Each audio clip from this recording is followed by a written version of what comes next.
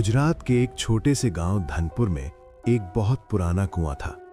गांव वाले कहते थे कि उस कुएं के पास रात में नहीं जाना चाहिए क्योंकि वहां से किसी लड़की के रोने की आवाज आती है। लेकिन गांव के कुछ लड़के इन बातों को सिर्फ अंधविश्वास मानते थे। एक दिन राहुल, दीपक और विक्रम रात में खेत से लौट रहे थे। रास्ते में वही पुराना कुआं पड़ा।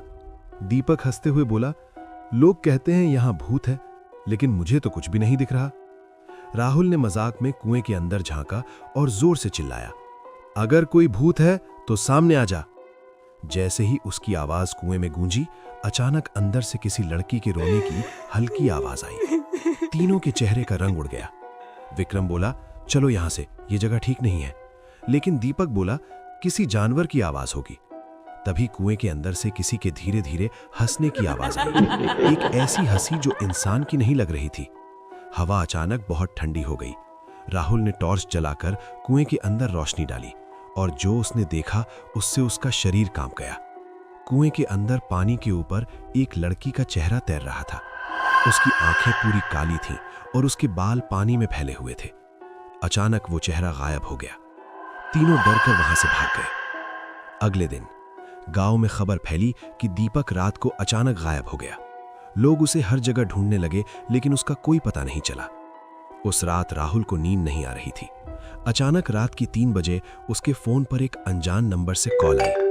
फोन उठाते ही दूसरी तरफ से किसी लड़की के रोने की आवाज आई और फिर धीमी आवाज में एक ही शब्द बोला गया, कुआं। फोन कट गया। राहुल का दिल जोर जोर से धड़कने लगा। तीसरी रात विक्रम भी गायब हो गया। अब राहुल को समझ आ गया कि यह सब उस कुएं से जुड़ा हुआ है। डरते डरते वो गांव के सबसे बूढ़े आदमी काका जी के पास गया। काका जी ने उसकी बात सुनकर गहरी सांस ली और बोले, 20 साल पहले उसी कुएं में एक लड़की को मारकर फेंक दिया गया था। उस लड़की का नाम राधा था। गांव के कुछ लालची लोगों ने उसकी जमीन हड़पने के लिए उसे रात में मारकर कुएं में डाल दिया था। राहुल ने डरते हुए पूछा, वो लोग कौन थे? काका जी ने धीरे से कहा, दीपक का पिता, विक्रम का चाचा और तुम्हारा अपना पिता। राहुल के पैरों तले जमीन खिसक गई। काका जी बोले, उसकी आत्मा अब बदला ले रही है। उसी रात राहुल को फिर वही रोने की आवाज सुनाई दी। उसने खिड़की से बाहर देखा। दूर अंधेरे में वही लड़की खड़ी थी।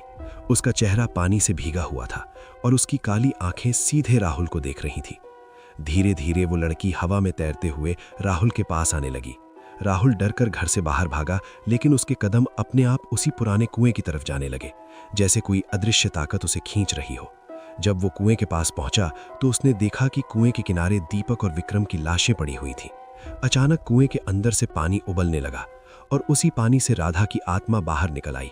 उसकी आवाज गूंजी, तुम्हारे पिता ने मुझे मारा था, अब तुम्हारी बारी है। राहुल रोते हुए बोला, मैंने कुछ नहीं किया। लेकिन राधा की आंखों में सिर्फ गुस्सा था। अचानक जमीन हिलने लगी और कुएं से ठंडी हवा का तेज झोंका आया। राहुल चीखते हुए पीछे हटने लगा, लेकिन उसके पैर फिसले और वो सीधे कुएं के अंदर गिर गया। उसकी चीख पूरे गांव में गूंज उठी और फिर सब कुछ शांत हो गया। अगली सुबह गांव वाले कुएं के पास पहुंचे, लेकिन वहां राहुल, दीपक और विक्रम का कोई निशान नहीं था। बस कुएं के पानी पर 3 नए साए तैर रहे थे। और उसी रात से अब गांव वाले कहते हैं कि उस पुराने कुएं से एक नहीं, 4 लोगों के रोने की आवाज आती है। और जो भी रात में उस कुएं के पास जाता है उसे पानी में 4 परछाइयां दिखाई देती हैं, क्योंकि पुराने कुएं का बदला अभी खत्म नहीं हुआ है।